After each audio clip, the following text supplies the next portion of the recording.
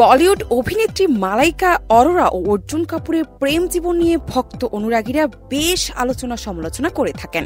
তবে যখন এই তারকা জুটির বিচ্ছেদ হয়ে যায়, এরপর নেটিজেনদের মনে বিভিন্ন প্রশ্ন ঘুরপাক খাচ্ছে।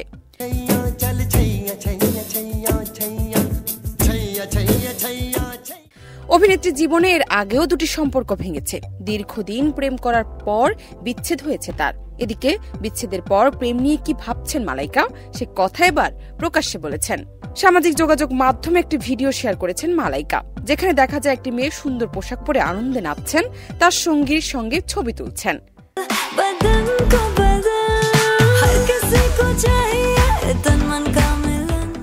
ভিডিও শেয়ার করে অভিনেত্রী ক্যাপশনে লিখেছেন, ভালোবাসা ধৈর্যের, দয়ার, ভালোবাসা মানে ধীরে ধীরে মন হারানো।